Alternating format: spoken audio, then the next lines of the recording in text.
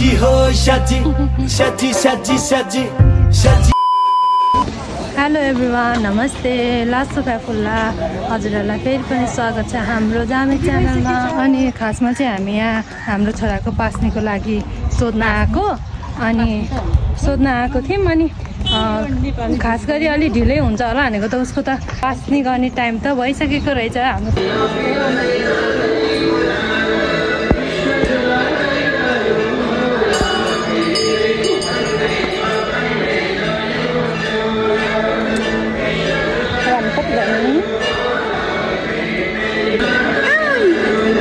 अनि बेबीलाई त बैशाखमा एक्सपिरिङ गराउनु भनेको त हजुर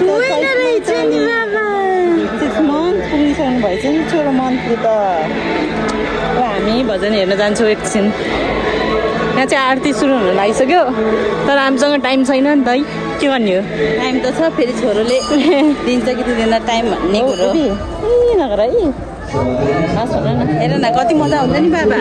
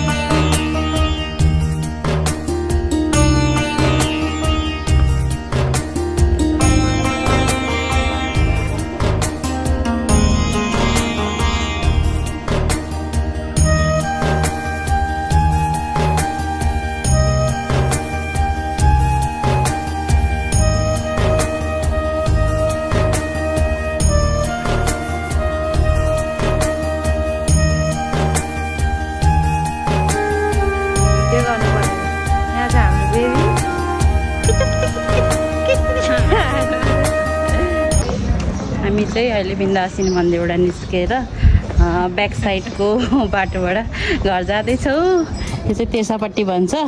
हामी चाहिँ यो बाटो हिँड्दैछौँ। हामीलाई हिँड्न मजा पनि लाग्छ अनि ठ्याक्क अँध्यारो पनि भएको छैन, ठिक्क घाम अस्ताउने बेला भएछ। अनि यो टाइममा एकदमै शीतल हुन्छ अनि हामी हिँड्दैछौँ। मलाई चाहिँ क्यामेरासँग हात्न आउँदैन, मेरो फर्स्ट टाइम भ्लग मैले गरेको है, फर्स्ट टाइम भ्लग हो यो। अनि त्यही भएर थ्याङ्क यू।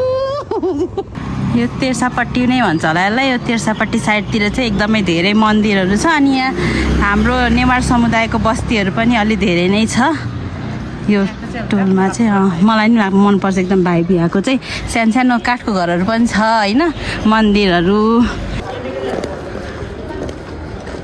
खरो भयो यहाँ दिदीले कोक लिन आउनु भएको। अरू के लाने?